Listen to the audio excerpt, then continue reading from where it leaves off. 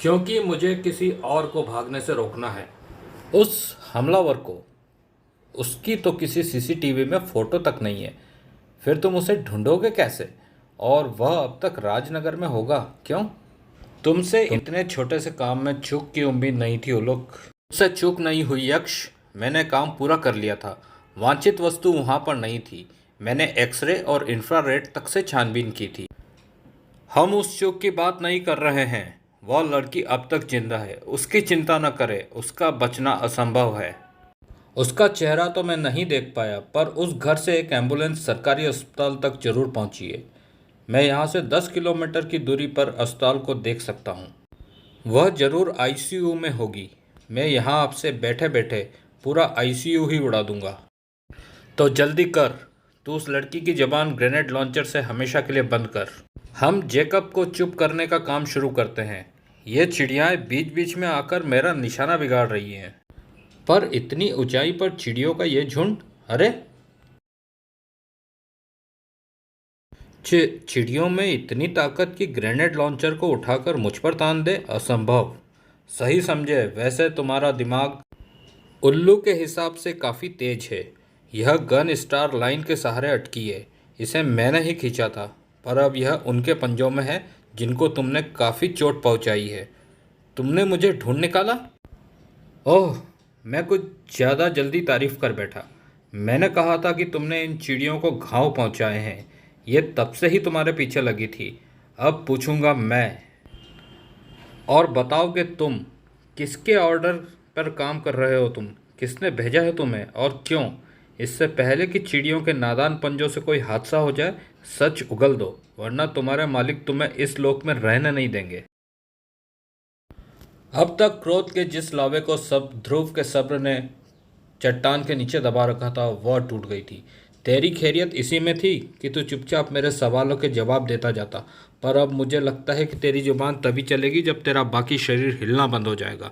आओ, अब तो इसके सामने ना मेरा कोई दांव चल रहा है और ना ही कोई पावर। यह गुस्से से पागल हो रहा है, लेकिन फिर भी यह मुझ पर। ध्रुव की उस किक ने धारदार धातु को इलेक्ट्रिक जॉइंट का रास्ता दिखा दिया और एक जोरदार झटके से उलूक के दिमाग के सारे रास्ते बंद हो गए। उस कबाड़ में ऐसी क्या चीज़ है जिसके लिए तुम्हारे जैसे शातिर घुसपैठियों को भेजा गया?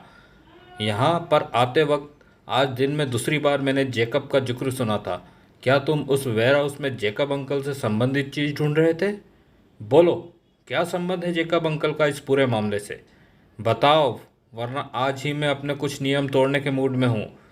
मैं शातिर हूँ, यह बात तुम सिर्फ कह रहे थे। अगर दिल से मानते, इस परिस्थिति के लिए तैयार रहते। उफ, लगता है इसने कैबिन के कब्जों में बम लगा रखे थे। एक कब्जा टूट चुका है, दूसरा कभी भी टूट जाएगा। तुम अब तक मामूली दुश्मनों से उलझते आए हो। तुम्हें अंदाजा नहीं है कि इस बार तुमने किससे टक्कर ली है। वैसे तुम्हारे बारे में कहानियां तो बड़ी सुनी है हमने। मौत के मुंह से ऐसे निकल आते हो जैसे सुरसा के मुंह से हनुमान। अब बताओ, ग्रेनेड तुम पर छोड़ दूं या अस्पताल के आईसीयू पर? यह हुई गन एक्टिवेट और यह दबाया मैं क्रेन को खींचने वाला लीवर, और क्रेन घूम कर टकराई तुम्हारे सिर से। आह, गन छूट गई। उफ, यह क्या कर बैठा हुआ उल्लू। उसके कुछ उगलने से पहले ही मौत उसे निकल गई और अब मौत मेरे पीछे पड़ी है। स्टार लाइन छोड़ने का समय नहीं है। सबसे पहले तो यह लैपटॉप बचाना है मुझे। फिर अगर समय रहते इस गिरते कैबिन की छत पर चढ़कर इस रेत पर कूद सकूं, तो खुद को भी बचा सकता हूं और इस कीमती लैपटॉप को भी। स्क्रीन ब्लैंक है, पता नहीं यह चलेगा भी या नहीं। पर अगर इसमें उलूक के आकाओं का एक भी लिंक सलामत है तो करीम एंड पार्टी उसको खोद निकालेगी। ध्रुव अभी खोजबीन शुरू कर रहा था।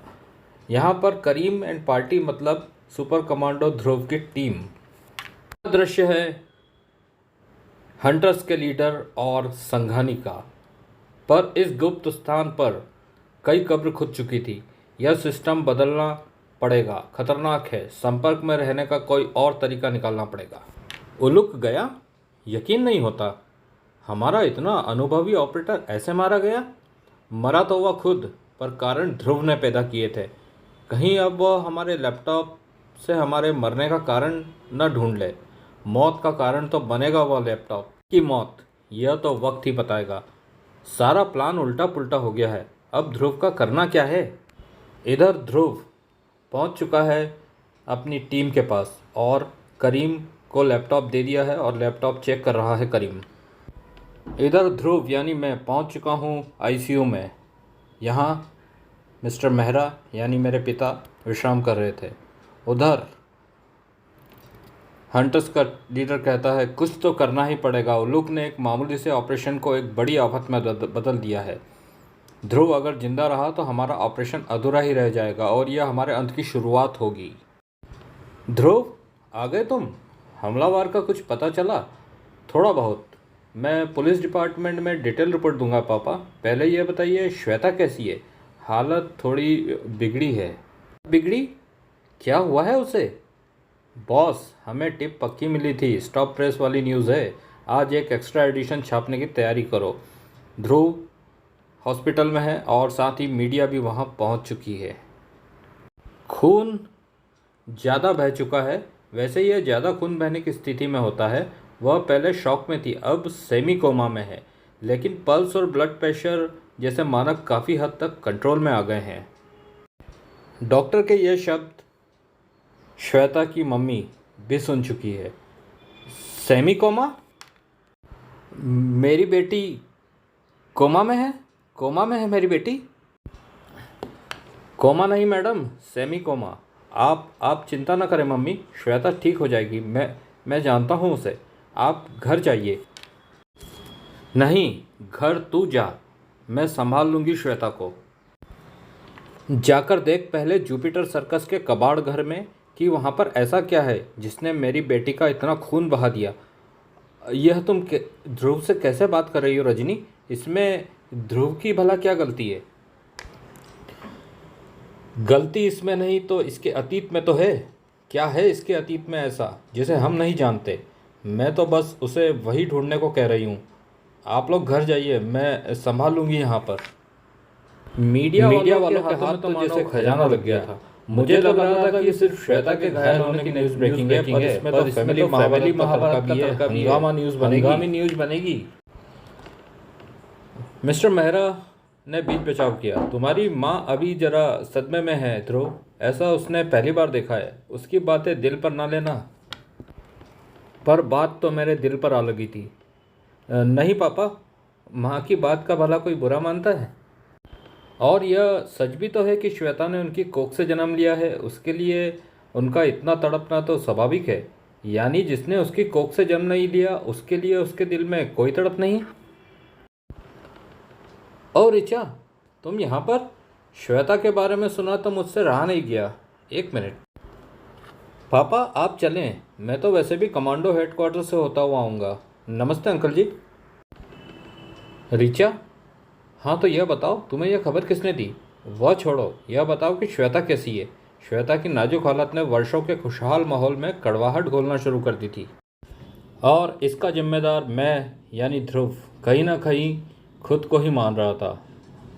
और जब मैं वहाँ पहुँचा तो श्वेता घायल पड़ी थी। हमलावर का कोई सुराग?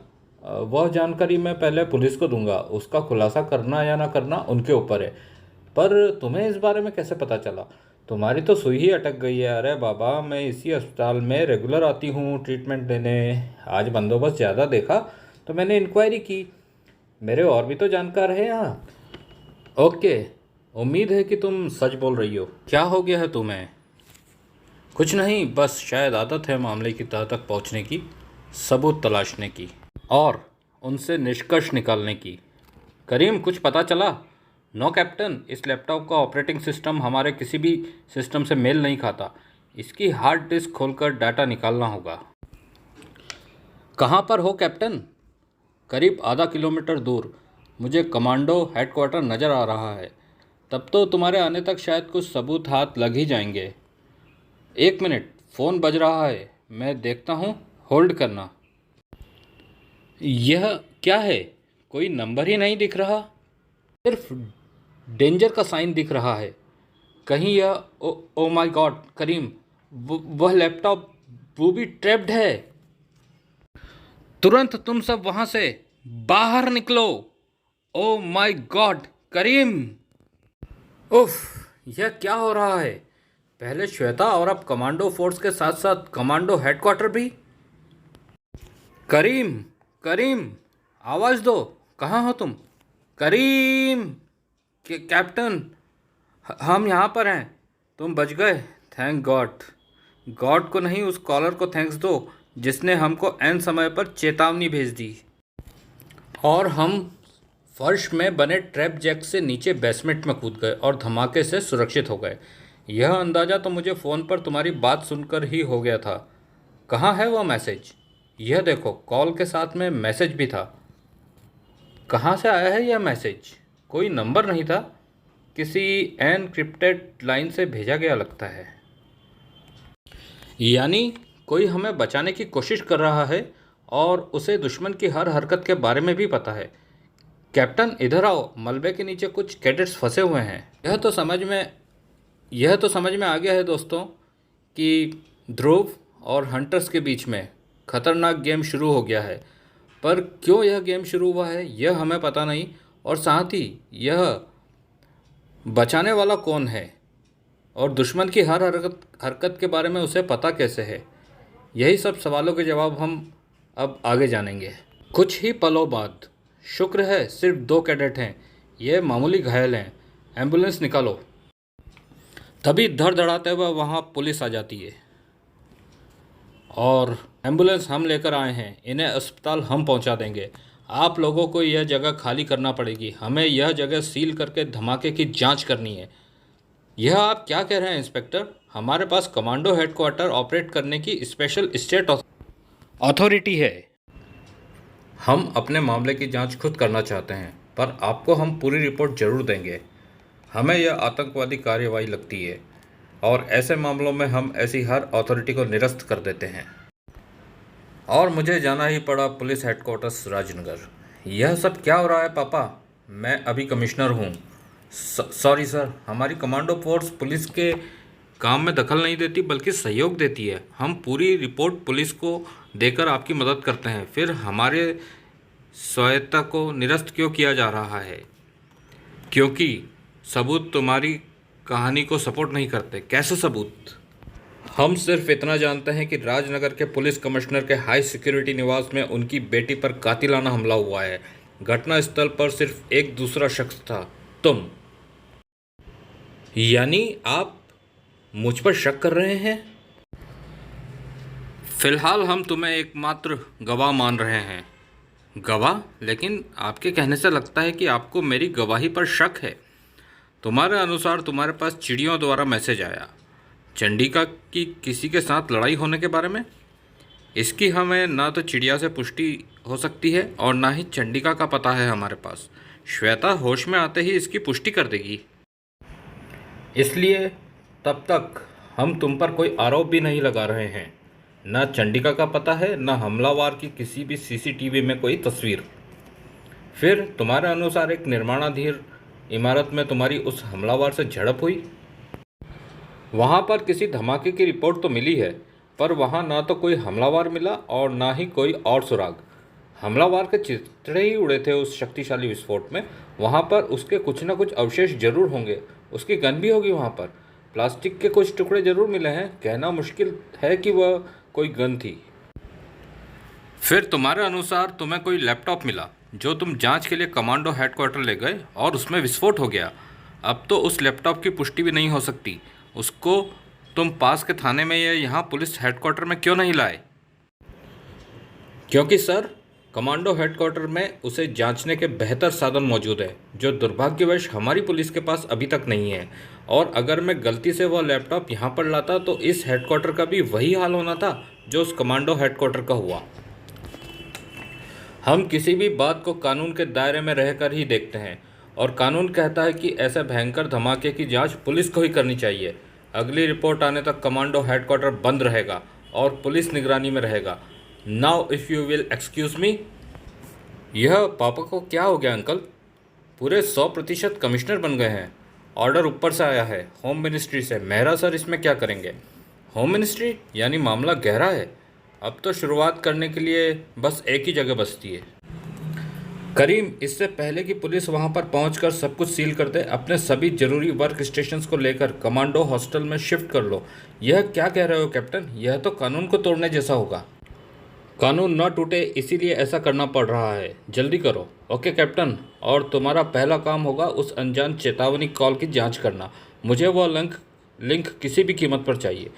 तब तक मैं उस जगह को जांचता हूँ जहाँ से यह पूरा बखेड़ा शुरू हुआ है। यहाँ पर ऐसा कोई ना कोई सबूत जरूर मिलेगा। ओह, यह क्या? यह तो शायद नहीं, यह श्वेता का ही मोबाइल है। यानी श्वेता को भी अलर्ट आई थी।